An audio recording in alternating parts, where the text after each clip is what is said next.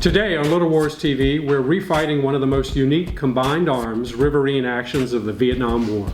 The American war in Vietnam spanned nearly a decade and saw the U.S. deploy nearly every tool in its arsenal to defend the South from the incursions of North Vietnam. Every tool, Tom? Even nuclear? I said almost every. But in the French Indochina War, the U.S. did consider using atomic weapons to save the French at Dien Bien Phu. And many years later, as quagmire in Vietnam dragged into 1968, General Westmoreland broached the possibility of nuclear weapons again. But that's a story for another time. Our story today involves one of the most unique Army-Navy joint operations since the American Civil War. It's September 15th, 1967, and this is the Battle of the Rac Ba Rai, a tributary of the Mekong River. American soldiers called it the Battle of Snoopy's Nose. This historical engagement was part of Operation Coronado V. Coronado V. What happened to the first four, Tom? Well, I did say it was a quagmire, right?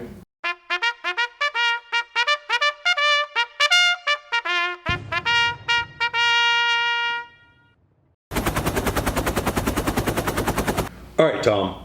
You promised to tell us about the previous four Operation Coronados in the Mekong Delta. Right. So the name Coronado comes from the amphibious base at Coronado, California. There was a conference held there and the U.S. riverine strategy was designed. The first four operations were successful in driving the VC out of other areas of the Delta. Well, at least for a while. When we talk about the Vietnam War, it's a story of continued American tactical success, but an inability to hold those gains needed to win the strategic war. And one of the strategic regions most critical to the war in Vietnam was the 27,000 square mile Mekong River Delta, one of the largest rice-growing regions in the world. With President Johnson's escalation of the war in 1965, the U.S. Navy took an active role in securing the South Vietnamese coast and interdicting river traffic in the Mekong Delta. The landscape had provided refuge for communist units since 1954. This part of Vietnam is a tough landscape, but not in the dense jungle sense. Roads were scarce or only seasonally available. There's water everywhere, rivers, streams, canals, and rice paddies. This area was favorable to helicopter assaults due to the large number of landing zones, but once dismounted, troops quickly bogged down in the watery environment. In early 1967, the U.S. military created a new force designed specifically to operate in the Mekong Delta. It was called the Mobile Riverine Force. Task Force 117 used a unique floating base that could be repositioned up and down the Mekong. It's a great concept born of necessity, but it poses a problem. Was this an Army unit or a naval unit? Well, we couldn't decide, so we made it both. When the force is on the river, it's commanded by a naval officer, and on land, by an Army officer. Coming up soon on the channel to explore this topic in more detail, we're going to have a great interview with Dr. John Sherwood, who wrote a great book a couple years ago called War in the Shallows, which I think is one of the best that captures riverine operational history. In 1967, the area of operations for the MRF was south of Saigon, centered around Mai To. Their targets were PLAF, Vietcong formations that threatened the capital of Saigon and levied taxes on the rice-growing districts of the Mekong. In September 1967, intelligence reports filtered into Saigon that a main force Vietcong battalion, the 263rd, is setting up shop near the Rac Ba Rai in the Mekong Delta. This is exactly the sort of situation for which the MRF was designed. And as an American player, I'm ready to take on that challenge, but I am going to need more players. This definitely is a wet landscape. Both the French and later the Americans took to using World War II vintage landing craft both to get troops ashore and to provide fire support. Well, if it's a Navy mission, where are the Marines? Because the U.S. Marines were heavily engaged in I Corps along the North Vietnam border, the 2nd Brigade of the 9th Infantry provided the infantry component for the Mobile Riverine Force. Yeah, the old reliables. They fought in World War II from Tunisia to the Rhine. They did. And one of the difficulties they're going to face today is cutting off the enemy and preventing them from escape. Typically, these become multi-battalion size actions. Yeah, at Rac Ba Rai, it was a coordinated attack with the Riverine, the Air Mobile, and the mechanized forces all engaged. Coordinated? Have you met us? That sounds like a command challenge for the Free World Forces. Veronica mentioned the Free World Forces, and that's a good catch. We sometimes forget that Vietnam wasn't just an American war. It started after World War II as a French war, but as the Americans arrived in country, they were joined by Australia, New Zealand, South Korea, Thailand, and the Philippines. And of course, South Vietnam. I guess we better talk about our opponents, Tom. Exactly who are we up against today? Today, on the Rac Ba Rai, we're facing two elements of the Vietcong. There's the 263rd Main Force Battalion and the 514th Local Force Battalion. The 263rd has been in a series of engagements with the Mobile Riverine Force since early summer, always slipping away in the end. They are worn down, but have found support in this district with the 514th. The Viet Cong levied labor off the local population, and they've been here quite a while, so we can expect a lot of earthen bunkers. For today's game, we're using Battlefront's NAM rules, the 2018 edition. All the miniatures are from Battlefront's fantastic Vietnam range. Tony, why don't you and your fellow American players step outside while I check in with our Viet Cong? Where are the Viet Cong? Underground, in bunkers in the basement, I assume? Well, comrade, looks like we're about to have company. Are your fighters ready? Indeed, comrade. We have word that the Americans are underway on the Mekong and will soon enter the Rac Ba Rai. We will ambush them on the narrow banks with these new RPG models. Should be a very nasty surprise for the imperialists. Indeed. Excellent. Should we tell the viewers what our plan is, or surprise them with our brilliance? Surprise them with our brilliance? It'll surprise me too. Colonial atrocities have prepared the soil. It is for the socialists to sow the seeds of revolution. Did you bring a list Well, of sure quotations? Why wouldn't I? I love it. There's just going to be, throughout the video, Ed popping up, reading quotations. Well, some are better than others. Today, I'll be commanding the 347 Riverine Force. My job is to secure Red Beach. I'll also be commanding the Air Mobile Force, and my forces will be inserted as a blocking force later in the scenario. And I'll be commanding the 560 Mech, which is the blocking force. And I have the 3rd 60, which is the 1st Riverine unit, which is going to be going upriver, looking for White Beach. There's a local force and a main force battalion operating this region. Our plan is to trap them between the mechanized force and the Riverine Force, using the Air Mobile Force as a plug wherever extra firepower is needed. In addition to killing Vietnamese, we will be looking for intelligence, stockpiles of rice and weapons, and so we will have to be on the lookout for those things too. As the referee for today's game, I've indeed given the American players a lot of objectives and a lot to worry about. This unique combined arms operation takes place here along the Rac Ba Rai. This tributary branching off the Mekong River has a sharp bend that the Americans nicknamed Snoopy's Nose. Our tabletop represents this L-shaped area, where the heaviest fighting took place on September 15th, 1967. I scratch-built a lot of the custom terrain for today's game, including rice paddies. The main feature is the Rac Ba Rai, and I made that with a sheet of marine boat vinyl, painted brown. The American Riverine Force enters from the south, cruising upriver toward two objective beaches. Tony is responsible for Red Beach and Dave for White Beach. We've mentioned a number of times that this is a combined arms action, and Veronica's mechanized army units enter from the east. The Air Mobile Helicopter Reserve can land anywhere, giving the American players tremendous flexibility. But they will need to be careful, because all of the Viet Cong units begun the scenario hidden. I have the VC forces set up on the bar, where they will remain off-table until Miles and Ed choose to spring their ambushes. The Americans have no idea how the enemy is deployed, but I'll show you their locations here. And notice the very heavy bunker concentration only at the southern river edge. Miles and Ed really put all of their eggs in one basket there. There are no objectives on the western bank, and our VC players haven't bothered to put any units on that side. Their primary objective is to kill as many American troops as possible while protecting these weapon and rice caches. If all else fails, they must preserve a designated escape route as a fallback, holding this point open for 16 turns until the game ends. Turn 1 begins with Dave's leading riverine ships appearing on the Rac Ba Rai cruising north. Ed and Miles craftily wait for the lead boat to pass before they spring the trap. Suddenly the riverbank explodes with machine gun fire and trails of RPG smoke. Yeah, let me see here. Yeah, ATC is hit on a 4, so yeah, that's 3 hits. 3 hits. So your B-41s, those are all B-41s? Yeah. Now we're going to see the B-41 in action. What's your armor? Yeah, my armor is a whopping 1. 4. Yeah.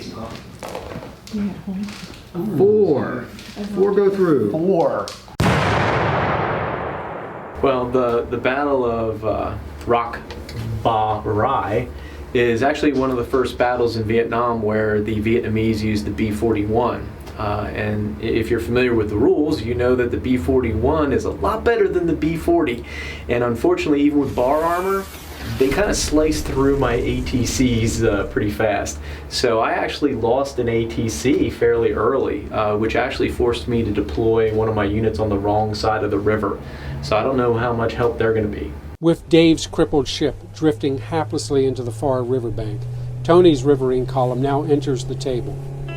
In a wild rush to get past the enemy bunkers as quickly as possible, our American players have created a bit of a traffic jam for themselves. Actually, it's looking like a major traffic jam. Whoa, what happened to... You were supposed to shoulder me. Oh, yes. You're shouldering me. I'm shouting you from half of them. Couldn't one of your other boats have gotten hit and blocked those two? No, you want to be able to shoot them. No, I wanted your boats to block them. Well, I can't. I'm immobilized.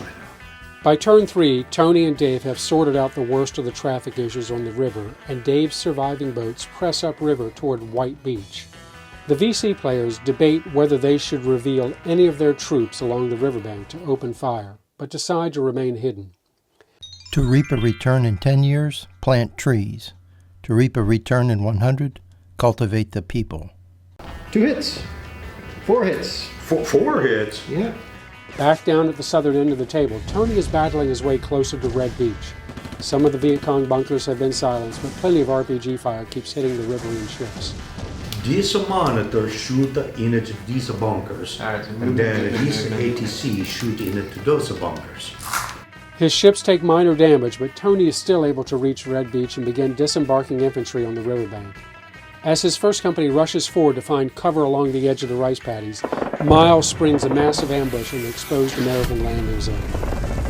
The bunkers are going to fire on you, but we're now hitting on 5s because you are cowering behind that burn. Speak for yourself. 3 hits for the first one, so you're now pinned. Ooh, 6 hits in total. Well, I'm just... 3s and up to save. Uh-oh. I failed on 2 of them. Let's see what I can do with it. I killed 1 and wounded 1. Wound markers, get your wound markers here. Fresh hot wound markers. The gameplay mechanics in the NAM rules are fast-moving, based on a basic D6 system. This is a fistful of dice game where you roll to hit and your opponent then rolls to see how many of those hits become wounds or kills. If you're familiar with the most recent version of Flames of War, you'll recognize these handy unit cards which serve as little quick reference sheets for how each formation moves and fights. Back at Red Beach, where Tony has landed, the fighting is downright nasty. The American infantry suffer serious casualties and the wounded are piling up, reducing Tony's combat effectiveness. I think it's safe to say it's going rather well. I think it is going well. Our reception for the Imperialist dogs has been well received, in my view. Fine die rolling by Comrade here. Yes, we're very pleased. But we're pleased because it's good for the people. Well said, Comrade. So we're... That's not going according to plan. No, we're finishing turn 8 out of a 15-turn game. Yeah, it is not going according to plan. We're facing much stiffer resistance from the Vietcong than we had anticipated. My companies have landed on Red Beach, but are getting pommeled by heavy machine guns that we didn't didn't detect, of course, until we landed. Likewise, Dave, you're having some troubles as well. On the plus side, the other two platoons, or companies in this game, actually have made it to White Beach. We've landed, and we're about to engage the enemy there. It's not all bad news for the Americans as we reach the midway point in the scenario. Dave's Riverine forces finally reach White Beach and begin to disembark. And over on the northeastern edge of the table, Veronica's mechanized forces are finally available to tighten the noose against the Vietcong. Heading into turn 9, the Americans are finally in position to make a hard push. Tony and Veronica have located and engaged the enemy, but at White Beach, Dave finds his landing unopposed. He had expected a major firefight at the riverbank, but is able to disembark his infantry without resistance. Ed has good reason not to reveal the full extent of his force quite so soon. He stubbornly remains hidden, unwilling to expose his poorly trained troops to the murderous fire of Dave's monitors and riverine gunships. Ed is content to allow the Americans to leave the safety of their ships and venture further inland, where he is stealthily waiting for them. Remember that the storm is a good opportunity for the pine and the cypress to show their strength and their stability. Against the advance of the American mechanized forces, Ed has no qualms opening fire immediately. Here, the VC are aided by the difficult terrain of the rice paddies. It seems that almost every turn, half of Veronica's M113s roll poorly for their bog checks, grinding to a muddy halt. Veronica consults with Tony about the potential for some American helicopter landings to support her advance. Where are the Hueys? Well, they're actively working up and down the Rac Ba Rai, but primarily as medevacs so far. Down at Red Beach, Tony's company is a total shambles, torn apart by aggressive VC counterattacks. Turn after turn, helicopters arrive at his precarious landing zone to shuttle wounded to safety. As a game mechanic in the rules, NAM handles this aspect of American tactics quite well. Medevacs can clear off wounded markers from your platoons each turn, and this is something Tony's been taking advantage of to keep his troops in the fight. I'm not sure what's been helping Tony more, the medevacs or the wizard hat he switched to for good luck. It's like Custer's last stand down here for B Company. Oh, we saved 2 of them. Lots of promotions tomorrow. Wait, what do we save on? We save on 3. We saved all 3 of them. All right. Yeah, so that's... Put your pin. Yeah, well, you know. Tony isn't the only one airlifting his wounded. On the opposite side of the river, Dave's battered immobilized ship from turn 1 is also receiving medevac support. With his troops patched up, Dave begins shifting his infantry up the western riverbank unopposed, where he hopes he may be able to shuttle them across to join the rest of the company at White Beach. By this time, his men have advanced inland far enough to finally meet Ed's troops at the small crossroads hamlet. And holy crap does Ed have a lot of Vietcong in this central position. Pretty soon there are 2 VC companies on the tabletop at the hamlet. Such a heavy concentration of troops draws attention from above, where U.S. air superiority can wreak havoc. Despite the devastating and highly effective airstrikes, it is now turn 12, and the American players start to worry victory may be slipping from their collective grasp. But this is not supposed to be happening. Don't look down there.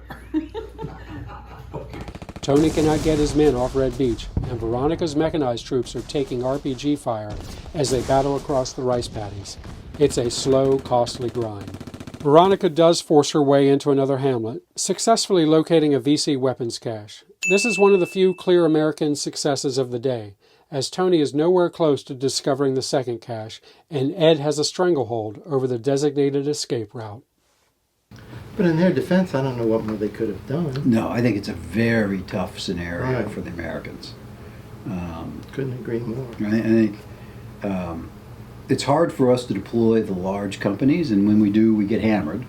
But We have losses, too many people on the board right now, I think. yeah. We're going to have some trouble. And I think I'm going to start slipping people off. I'm going to keep hammering Tony on his beachhead because he's so depleted.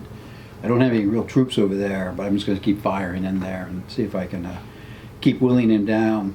And that will just keep that whole half there. We've not seen the American Hell Forces. Yeah. I think they may have forgotten about them. The Americans have most certainly not forgotten about their air mobile infantry. Their problem has simply been the fog of war. This is why I love refereeing games with hidden units. Even by turn 12 of 16, the Americans still do not have a safe helicopter landing zone. All 3 of the American players could use the help, but it's risky to land helicopters when enemy formations are lurking around every rice paddy with RPGs. So, the air mobile forces have not been committed to battle yet.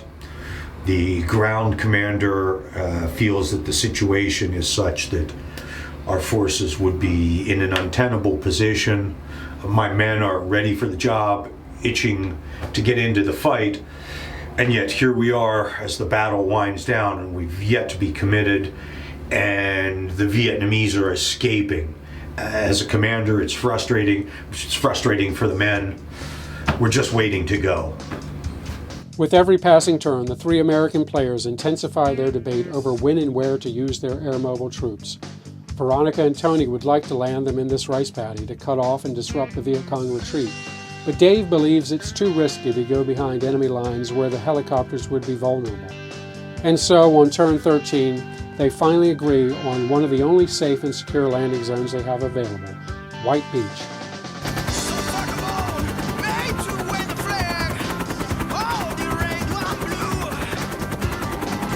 The Hueys swoop in to deliver fresh troops to White Beach to aid the final push.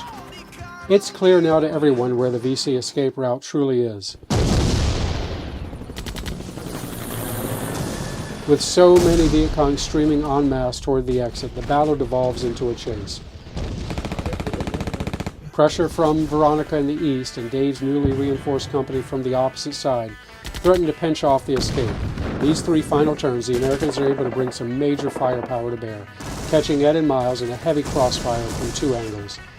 A revolutionary must have solid foundation of revolutionary morality in order to fulfill his glorious revolutionary task.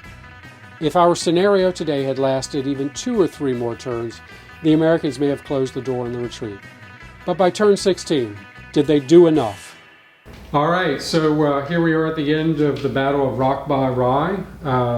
It's been a great battle. We got through 16 turns, which is essentially a half-hour a turn. When we look at it in an asymmetric conflict like Vietnam, you really have to look at what the points are for casualties. We awarded more points to the VC for killing American troops than vice versa. We also wanted to make sure the Americans took advantage of their medevac facilities and proceeded to extract the wounded throughout the game, which they did. Overall, the Americans saw more killed than historically. At the end, though, they started squeezing the VC in a way that the VC had to turn to their alternate plans, which was to get off the table. They had a number of escape routes with different probabilities. They chose the northern one, and they succeeded in getting a couple platoons off that side. At the end of the day, I would give the battle to the VC, although I think if the Americans had gotten a little bit more traction earlier, they could have brought some pain here. But I think well played by everyone, and really a very cinematic battle. I don't want to shake the hands of capitalists. Oh, I will. Well done. There we go. Thanks for playing. Thank you, thank you. Thanks for playing, Dave. All you did was tell us. Thank you very much. People ever have Miles, a pleasure as always. Well done, my friend. Move on comment. We hope you've enjoyed our episode here on the Rac Ba Rai and our exploration of this battle. And to get you started in Vietnam, we've got an opportunity for you to win a blister. It's a rifle platoon of Battlefront figures. They're great. You saw them on the table today, and it's a great start to the period. So we've got 2 of these rifle platoons to give away, and all you have to do to win is leave a comment in the video below. Tell us what you thought of this video, and as always, what else you'd like to see us do. We'll be making a drawing in the next week, and hopefully you'll win.